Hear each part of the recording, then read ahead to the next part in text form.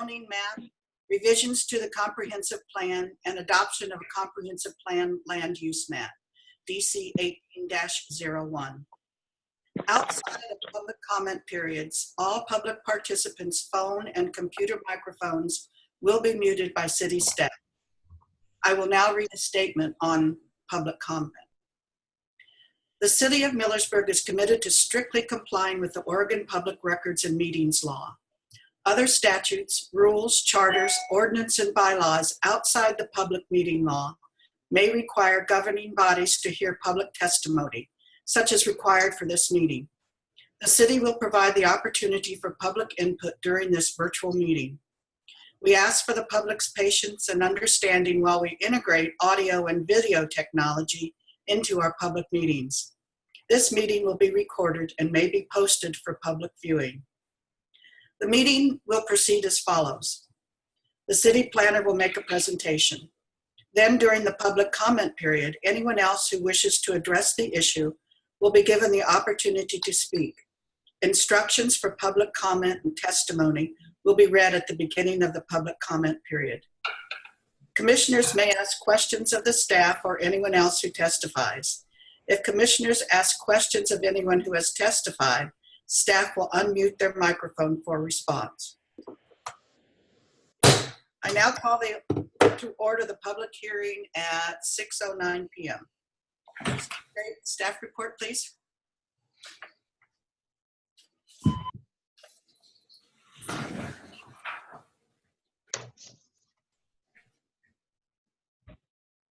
All right, looks good. I forgot one thing. What about roll call? Jake, did you get that? So Mark just showed up. So we have everyone, but I believe we're missing Ryan Penning unless he's one of the phone numbers that is called in. Okay, thank you. So I can give him a personal call here in a second and see if I can get him on the line. Thank you. All right, well, I'll plow on then. Thank you, Chair, fellow commissioners. Matt Straight presenting tonight's agenda item for staff. The grand architect of the ordinance, Mr. John Morgan, is, I assume, getting on soon, but he's not on the call yet. So we'll wait and see.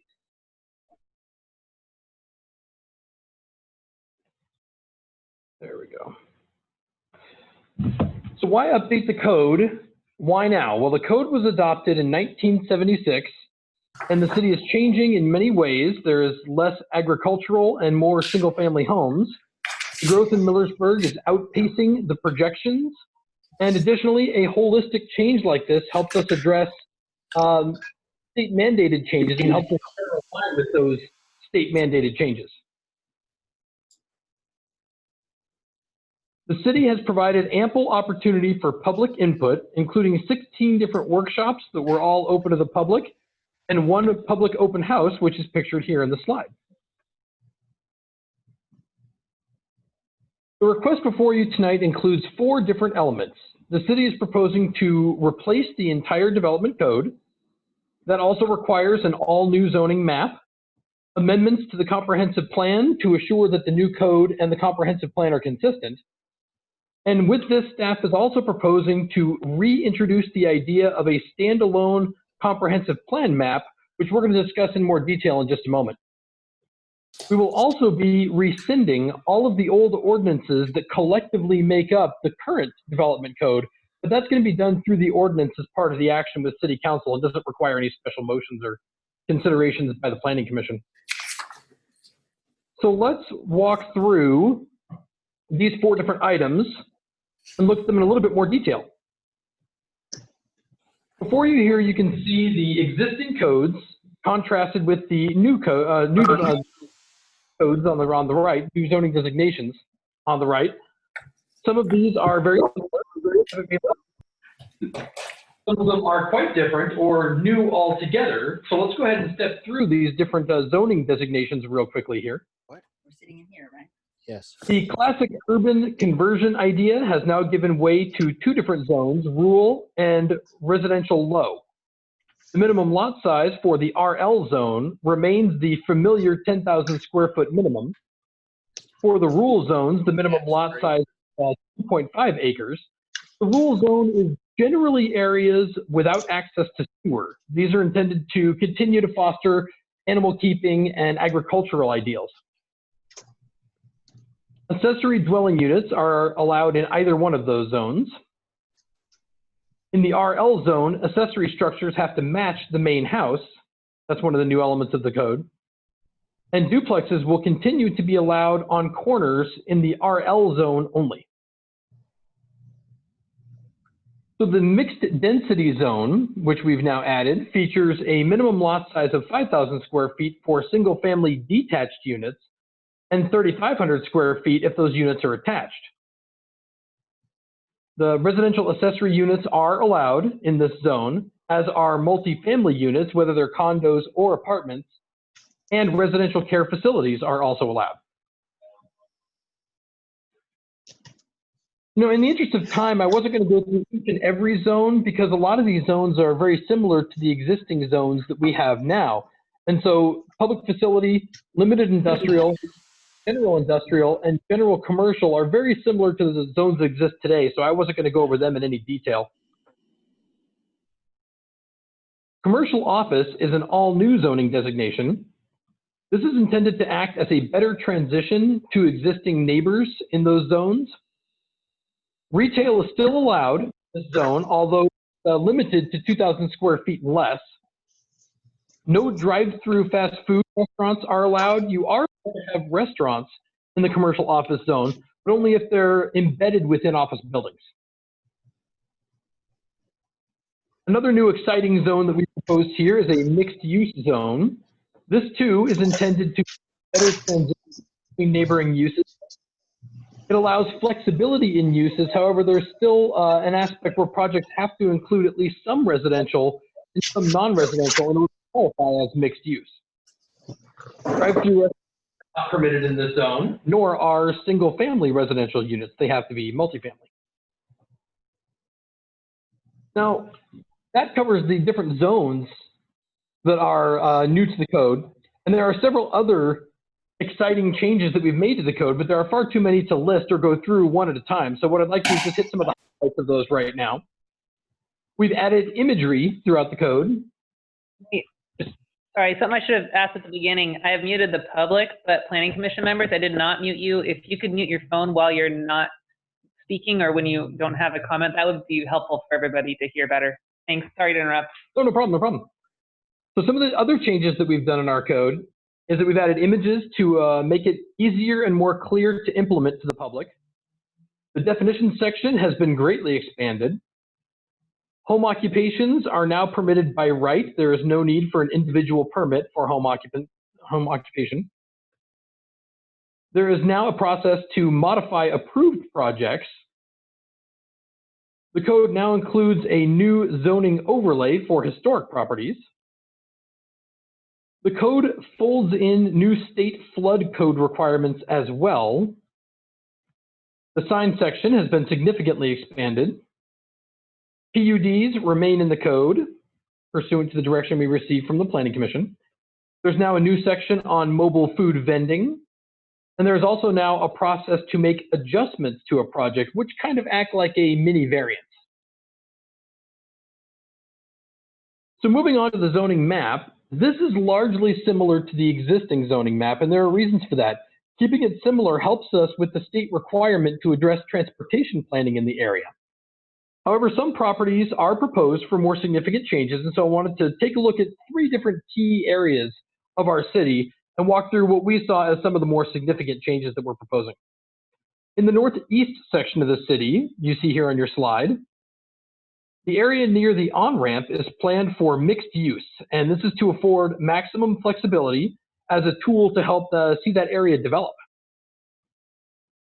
In order to keep the development patterns consistent, we're also proposing to change the property you see with a star here on your slide to mixed use as well. That property is landlocked, and we think it's going to be much better served being part of a mixed use development to the east.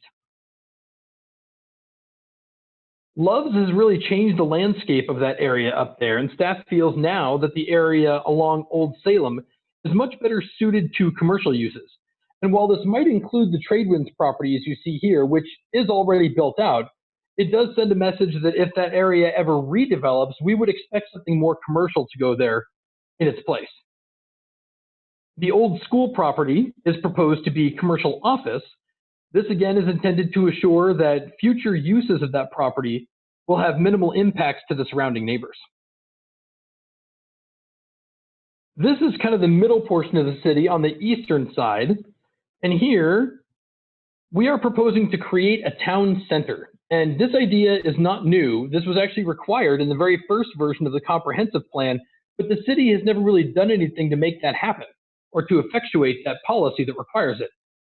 So the zoning map here includes some changes that's going to help bring us closer to the goal of by changing a number of the zoning designations in this area.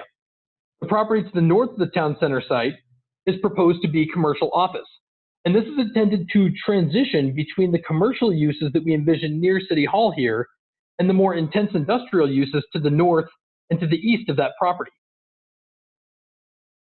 Some limited industrial and general industrial property is proposed to be rezoned near the intersection here of Old Salem and Concert right outside in order to have that be more of the commercial node that we're looking for. Now, we don't expect any of these properties to change right away. We don't expect these to happen overnight. But in order to help implement the comprehensive plan requirement for a town center, this is the right place to start, is with these zoning designations. I'm getting to that. On the southeast part of the city, staff proposes to change the property near I-5 from limited industrial to general industrial. Now, the primary difference between those two is the allowance of outside storage with general industrial. We are proposing the same kind of change for the area west of Old Salem Road down near the south end of town. However, here we are proposing a small strip of commercial office right along the street frontage.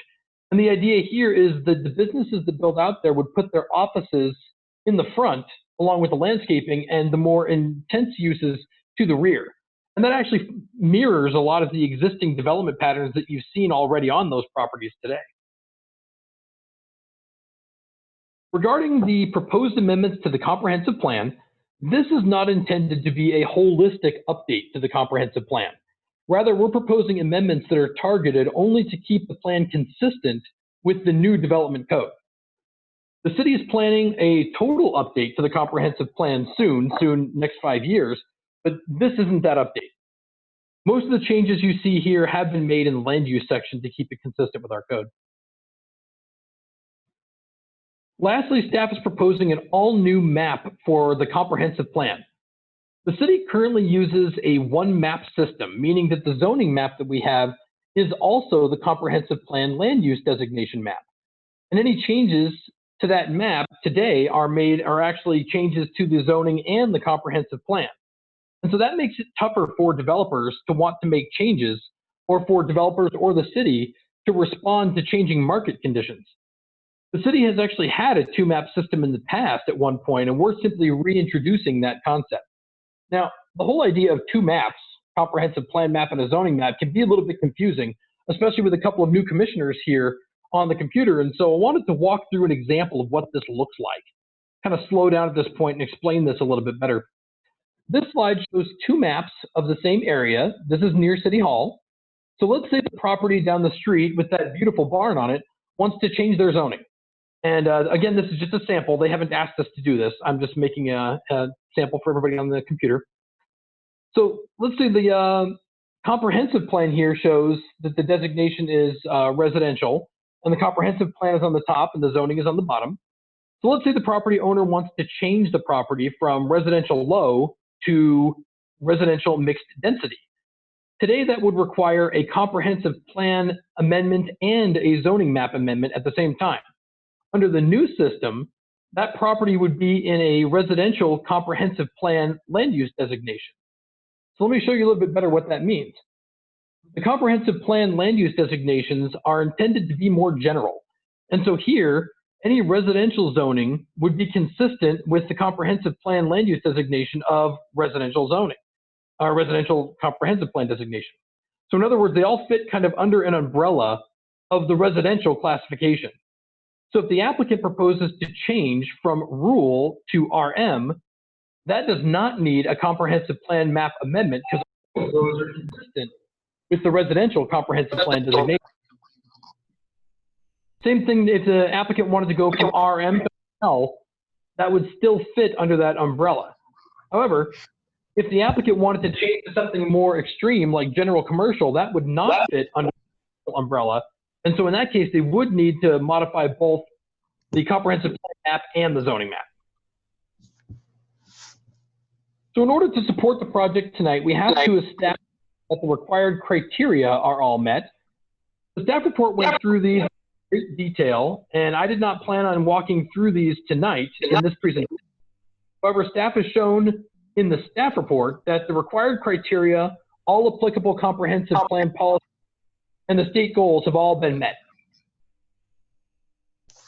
Now, before I jump into the recommendation, staff wanted to go through a few minor changes that have arisen since the staff report was published.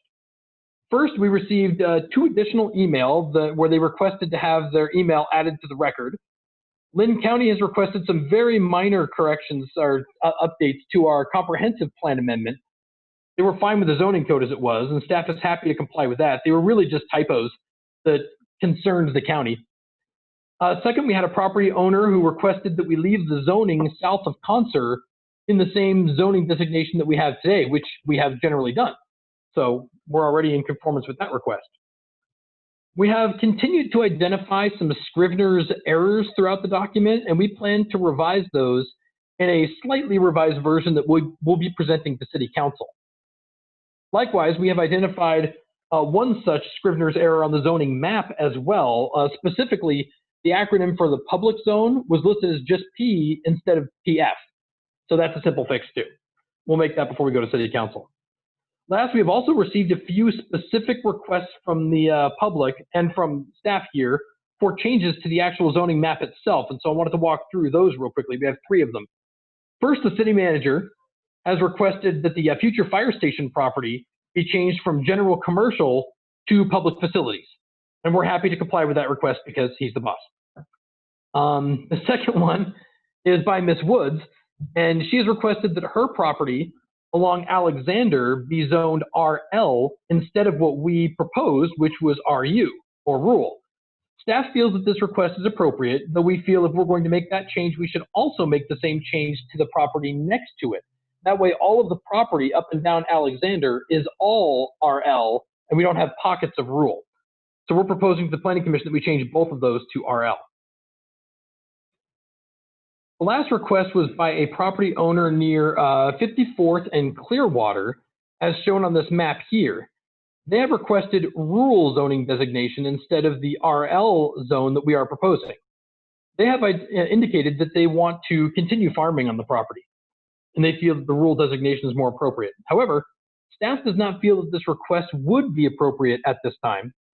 The property surrounding the site has been rapidly developing, and the property also has had access recently run to the site, so this property could easily see development occur in the near future. The property owner would be permitted to continue farming in the RL zone, but any growth of that use would not be permitted.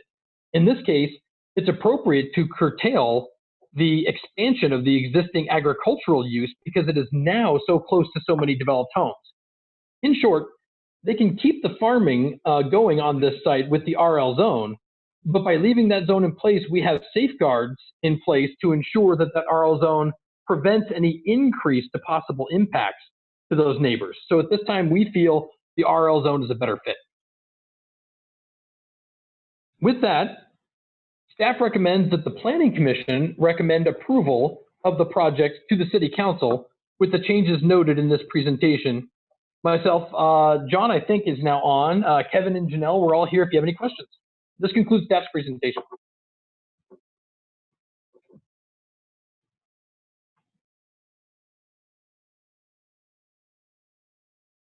Chair, I give it over to you. Okay. I think we're ready for public testimony then, am I correct? That is correct. Okay. Public comments will be limited to 3 minutes each.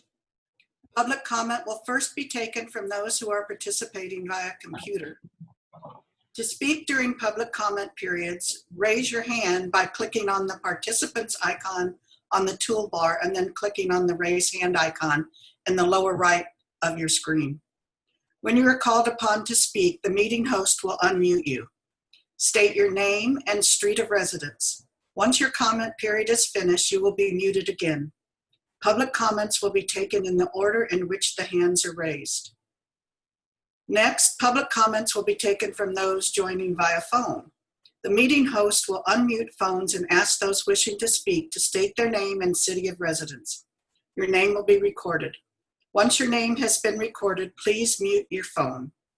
Once all names have been recorded, individuals will be called upon to unmute themselves and speak in the order their names were recorded.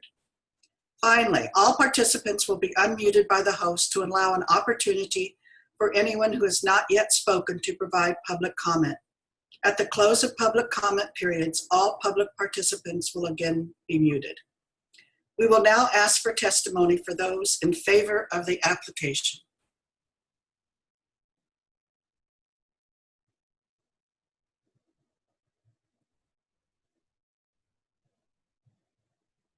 Janelle, do you see any hands up? I do not, and I have attempted to unmute those who've joined by computer if they didn't already mute themselves as well, just in case.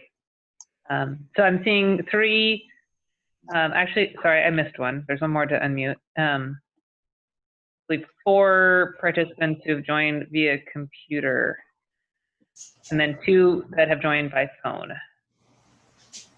Okay, so I understand that we don't have any testimony in favor of the application. Is that correct? Well, I'll unmute the phones as well, just so you can do it all at once. That, as long as we don't have too much any background noise, it should be fine. Okay. Is there anyone on the phone or via computer who wish to speak in favor of the application? Okay, hearing none, we will now hear from those opposed to the application.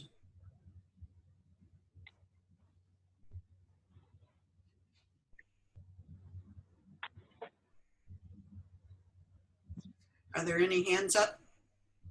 There are not. I hear. I can't raise my hand for some reason. Okay. I'm looking.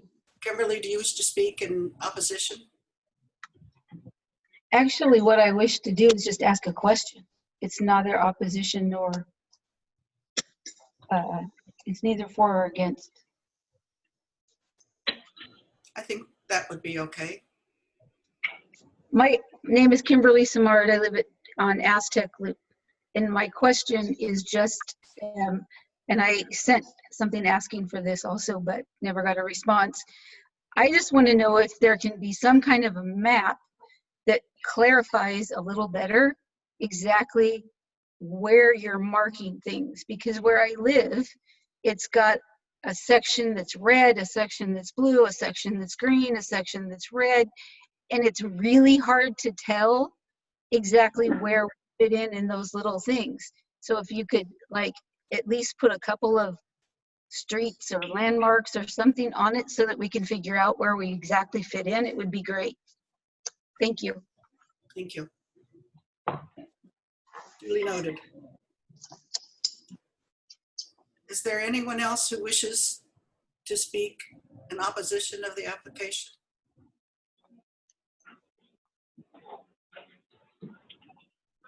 Okay, hearing none, we'll now hear from anyone else who wishes to speak.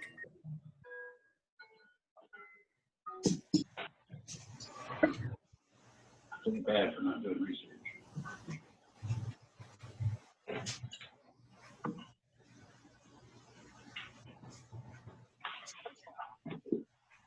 I'm not hearing anything. These shitty systems. Exactly the way you want. Does staff have any further comments or clarification regarding this application? Or does any member of the commission have any questions for the staff or the applicant?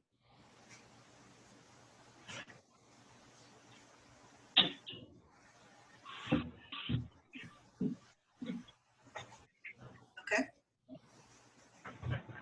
I think I can now close the hearing to the public. Public meeting is now closed. Does any commissioner wish to comment or make a motion? Could I ask a question? Are we in an area where I can ask a question? Certainly. When I went over the code, I looked at general commercial, the GC, and in our old revisions, we had construction businesses as a permitted use. In the brand new code, it got moved to conditional uses. And I was wondering why that would have happened and if the PC is okay with that.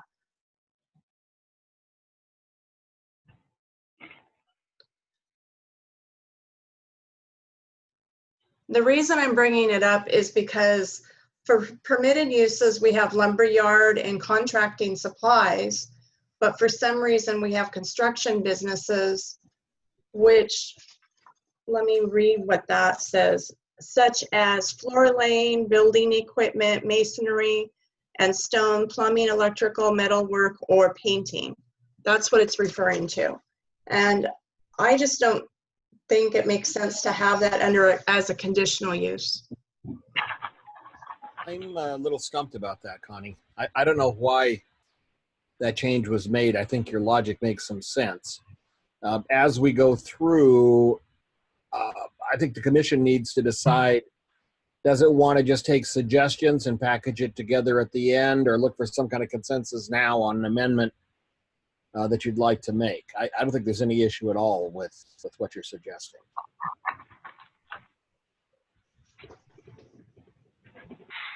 Do you have any insight into that, Matt? No more than John would have added there. He's the boss. I think at some point in the discussion, it might have had to do with what might be an outside storage yard. But that's the only thing I can think of why that might have been moved to conditional use. So it could be conditioned to provide screening if needed, but that may not be necessary in this zone. But a lumber yard, to me, would need screening more than a contractor or as much. And yet that's a permitted use. So that was, anyway.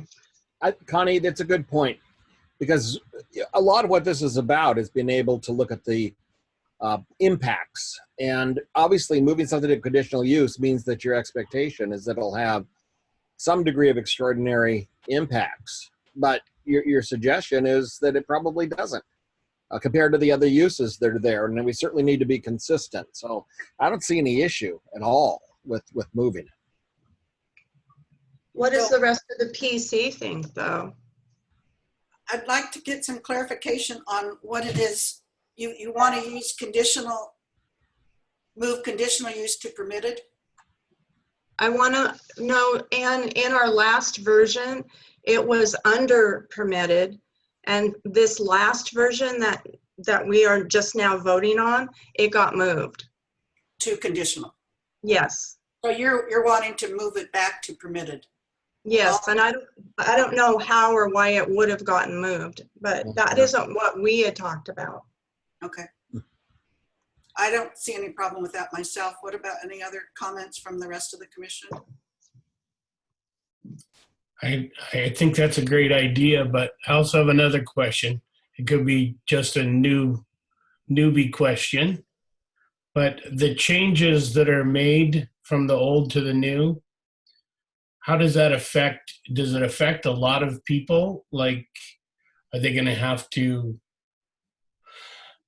change their, relocate? I mean, how big of an effect is it on the public?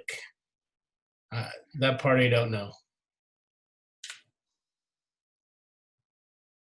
As far as letters, et cetera, are concerned, Or are you asking how it's going to affect people who are already in those areas? Right. Does it? I'm so new, I don't know what's what. Sure. But- There's a concept called legal nonconforming, and if somebody has a business that is built in a zone and they got all the right permits for it and they've been operating legally, and then the city changes the requirements of that zone, then that person becomes a legal non-conforming use. And what that means is if they want to change their business in any way, then they're going to have to come into conformance at that point. And sometimes you can have a non-conformity that has to do with setbacks. Like they're building, we changed the setbacks and now their building is encroaching into a setback. Well, they may have to fix that if they want to grow that business or change it in any way. More often than not, a non-conforming issue is related to use, where we have dropped a use out of the zone that somebody had done legally, but now it's not permitted anymore. And if they wanted to grow that business, then they would be allowed to, based on percentages that are in the code. I don't have them committed to memory, John, but you might. And then if they go beyond that percentage, then they're not allowed to grow anymore because the city has essentially said that business isn't appropriate here anymore, and we don't really want to see it get any bigger. We want to see it change to a use that is permitted. That makes sense. Well, let me add, though, I think that for the vast majority of property owners, this is an improvement. We tried to streamline, modernize, simplify, eliminate regulations that weren't really necessary. And I'd say probably 95% of the property owners actually have easily a better situation. It's a really small percentage that fall into that non-conforming category. And as Matt said, that doesn't put them out of business at all. Right, right. You got to stick with what they're doing until the time comes to change. Very good. That's exactly what I wanted to hear. Thank you. So I had one more thing, just real quick. I'm never real quick, right? Always appropriate. Wireless communication towers. In our old version, we didn't want it any closer than 250 feet within a residential zone. And John, you're smiling. And and it got taken out. Was there a reason why?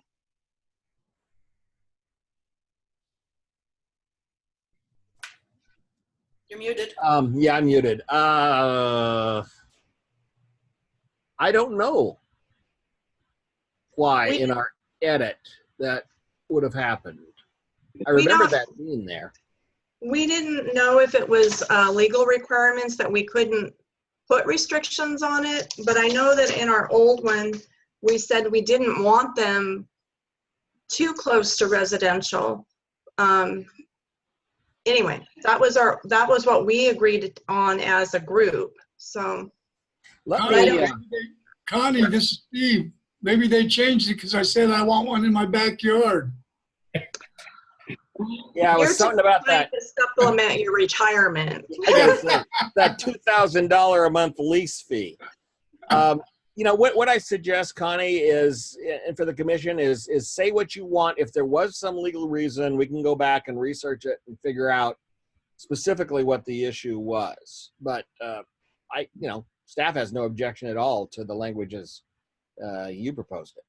It might have had something to do with the changing nature of cell phone technology, because we're rapidly going to be deploying a 5G system across the United States, and 5G works on a very different infrastructure basis. It doesn't have one singular tall tower that spreads out for miles. It has to have very small towers that are closer to the ground, and they have to be every 500 feet or so. And so a lot of cell companies are entering into lease agreements with cities to put these on traffic lights and light poles up and down streets, because 5G can't go nearly as far, but they do need to have it meshed everywhere in order for 5G to do what it's supposed to be doing, which is also largely going to be talking to automated vehicles and helping automated vehicles know where they're driving and how they're driving. And so that might have had something to do with it. If we limited it to no closer than 250 feet to a residential area, that would really hamper the deployment of 5G technology in residential neighborhoods. I believe Matt is correct. I remember 5G coming up, and I believe John also mentioned that, that a lot of things that we were talking about would be overridden by the Federal Communications Act. Also true. So I think that's why it's not in there, and we stated that it would be following the act on it. So. Okay. That's probably it. Does that then mean that we can have these big tall towers? Well, that was what I was thinking. Steve can have them. I mean, I understand the 5G thing. That makes a lot of sense. But I suggest that we think about the tall conventional towers, keeping the 250 feet unless we find a reason in the Federal Telecommunication Act we can't regulate that. But for 5G towers, which for the most part go, as Matt said, right in the right of way, and you wouldn't even know they're there. Yeah, they're very small, not big Right. towers. We can figure out a way to exclude that. are these big tall towers going to be something of the past? Ultimately, Very quick. Yes. Very quickly in the span of 5 years, 6 years, yeah, but the federal government is trying to ease the way for 5G by basically telling states and cities that they can't stop it. And we have to allow it. Okay. So what I've heard Connie propose are a couple amendments that I suspect would be able to be put into the motion because it has proposed amendments in the motion itself. right. But that we move, and I don't know what, how to reference the conditional to permitted. I don't remember which one that was, Connie.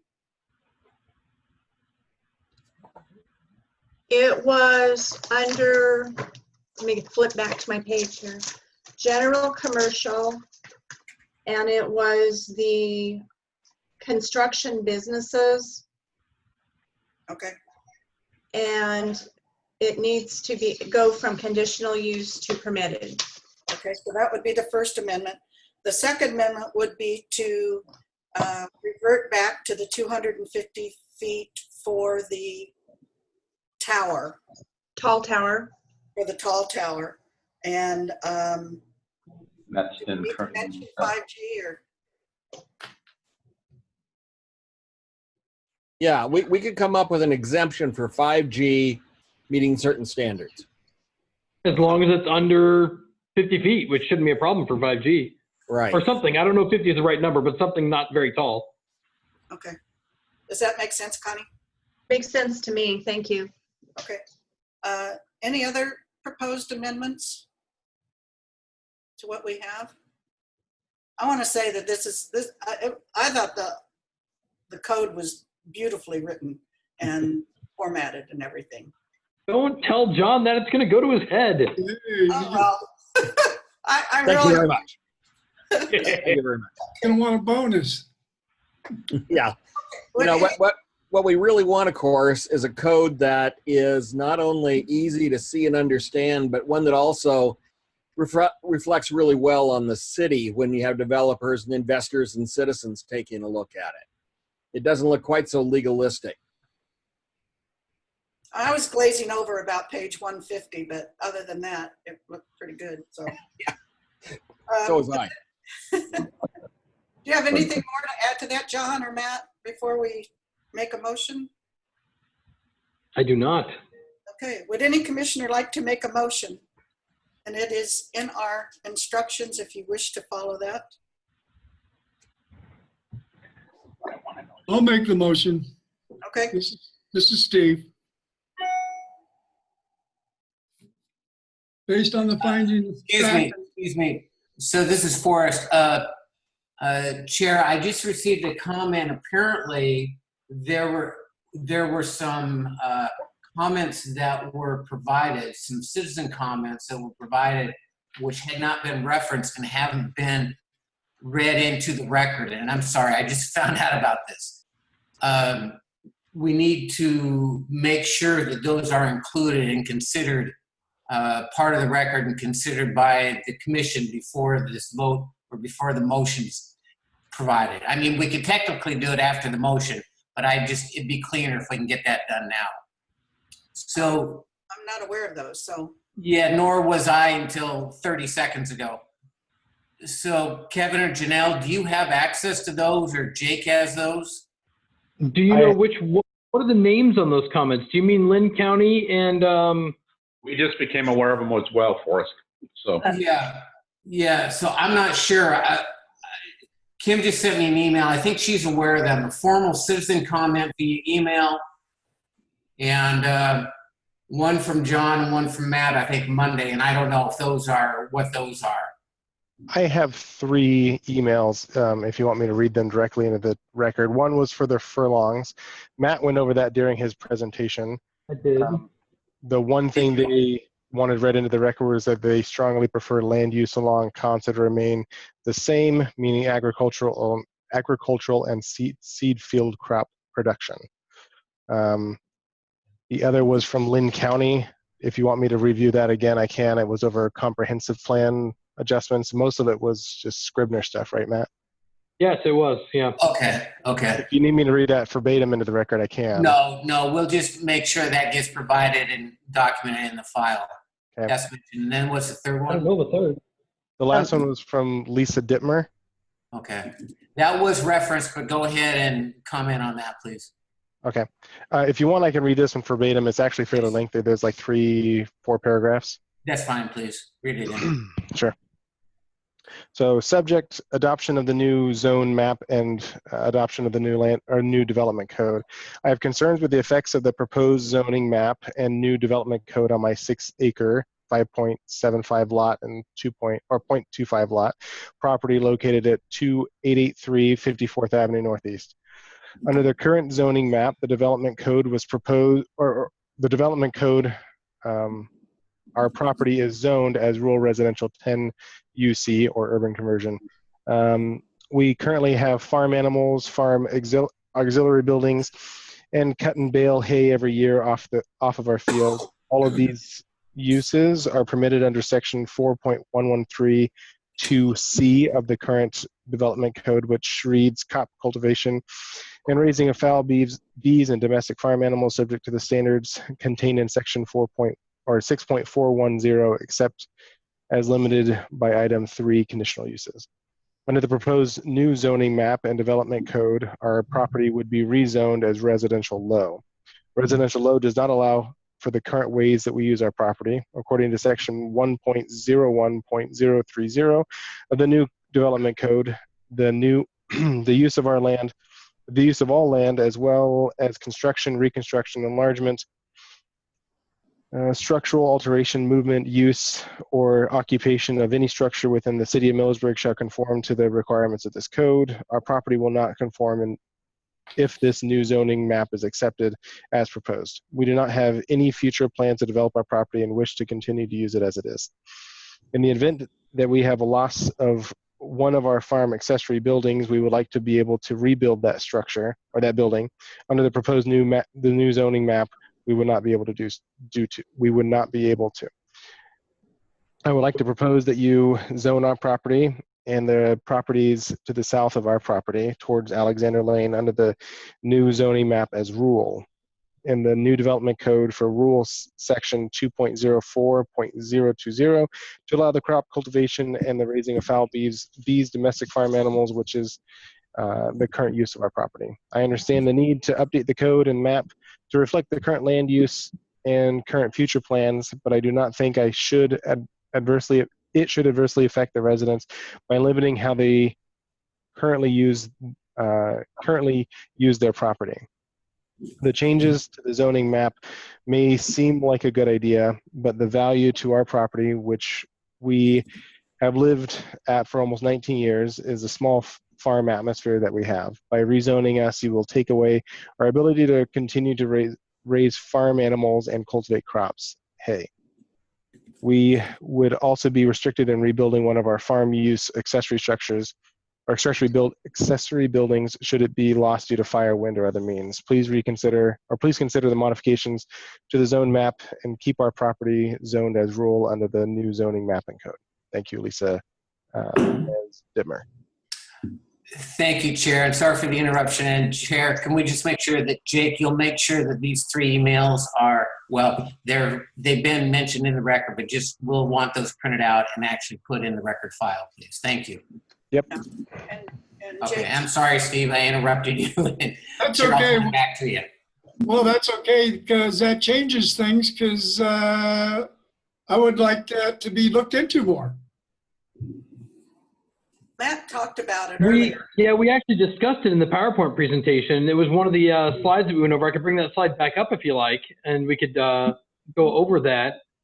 I think Yeah. the only thing that I didn't get from your presentation, Matt, was the rebuilding of a lost building.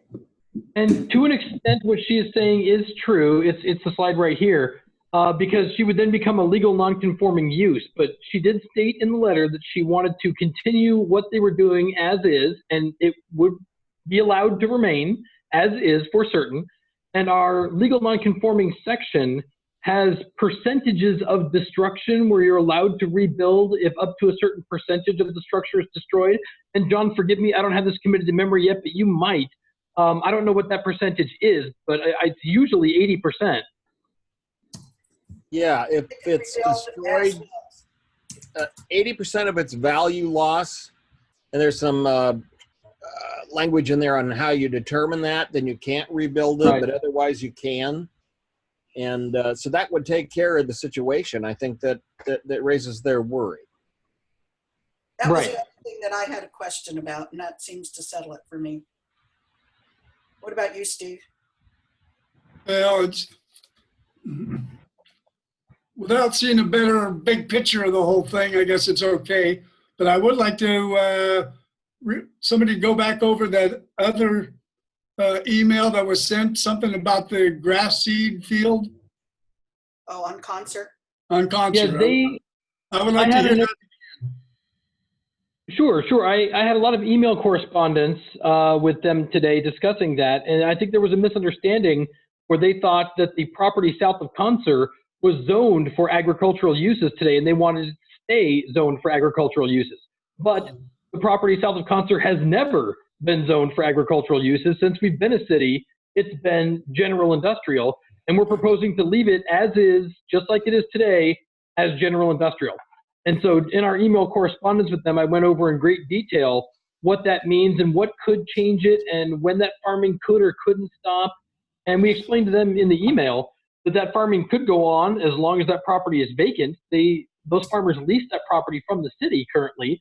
And I don't believe the city has any intention to stop that kind of a lease unless the property is sold, at which point it would become up to the new owners whether or not they want to let that continue. But the agricultural use is an interim use that is allowed by right, and that wouldn't change. Okay. Makes sense. Satisfied, Steve? Yep. Yeah, because I knew it was industrial, so commercial, so. So my understanding is that we have two proposed amendments to this. Plus the ones that were in our presentation. Yes, Right. plus the ones you did. Okay, so I think we're ready for a motion then? You ready for my motion? Yes? Okay. Based upon the findings of fact and testimony, the proposed amendments satisfy the applicable criteria. Therefore, I motion that the Planning Commission recommend approval of the City Council of application number DC 18-01 and also include Connie Lepin's two amendments that are being added. Is there a second? Second it. Okay, it's been moved and seconded. All those in favor, say aye. Aye. Aye. Opposed? And the motion passes. Thank you. I think we're about done with that. We'd like to thank all who have talked tonight and also sent in emails, etc. Next thing on our agenda is the city planner update. We provided Done the enough. update on the two cases last week. We don't have anything new to report this week. Okay. And then there's, Matt, did you let them know that the contract has been let for doing the buildable lands inventory and housing needs analysis? I don't know if I went over that in detail, so feel free to fill them in on that. Yeah, that's an important point. It's the first big step for comp plan update. We've contracted with Echo Northwest, which is kind of the leading and big firm in the state that does this work, to undertake a buildable lands inventory and a housing needs analysis for us. They won't actually be creating the buildable lands inventory until the new zoning map is adopted, because they'll use, actually not the zoning map, but the comp plan map. They'll use those designations to inventory all land to determine what it's used for, does that conform with zoning, and is it buildable? Is there actually buildable land there, meaning vacant land? And if it's vacant also, is it not constrained by wetlands or something like that? So that'll give us the picture of really the amount of land that's available inside the city. The housing needs analysis then will go through a real study of housing need, looking out 20 years, looking at population projections, trends, all kinds of things. And those two then come together in the analysis, and this will all be the Planning Commission's work. They'll come together in an analysis of do we have enough land for needed housing by type? That's what it comes down to. So it'll give us guidance on updating the comprehensive plan to know that we're meeting the housing needs of the current and future community. Any questions about that? Yeah, I have one question. Yes. So we only had, and I'm now that we've voted on it, I'm going to throw this out there, right? We have mixed use only in the south end. Could this come back on us and say we needed to have more area for mixed use? Yeah, where multifamily would be needed? Yes. Yeah, and that's part of what goes into this equation, not only of a comp plan update, but an urban growth boundary expansion. Because my guess is we can easily justify the zoning as we've looked at tonight. There's enough demand for the single family, et cetera. And what we're going to come up with is showing a demand for some higher density housing that could be located in an urban growth boundary expansion area. But it wouldn't find out. But it wouldn't make us say we should have taken some of this other land and changed it?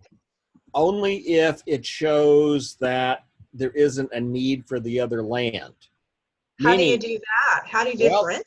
That's why economists and demographers and people like that do these studies. They'll go through and figure that out.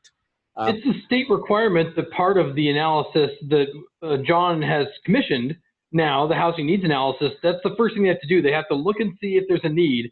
And if there is a need, the very first step is, can the city accommodate this internally somehow? Can they change zoning? Can they increase densities? Can they do something to capture this need within the city? And the analysis will look at that and make a determination. If we can't, that's when an urban growth boundary expansion will come into play, and we'll have to argue that we need to expand our city in order to accommodate that. But we don't know at this stage whether or not we can accommodate that. Some of the changes we've made today, like adding the mixed-use zone, will absorb some of that need for certain. But I don't think anybody's going to come out and say that we didn't do enough at this stage, because we don't know what enough is yet. That's why we need to do the studies. Okay. And Connie, just a clarification. Yes. The southern portion of the city is RM for multifamily, and the northern portion is mixed use. So there is two areas then, is what you're saying. There are two zones in the new code that can accept multifamily, and that's residential mixed density and the mixed use. That's right. Mixed use couldn't go 100% multifamily, but certainly would have some. Right. Okay, great. Forrest, I have a question. My understanding is that we need to make recommendations to the council.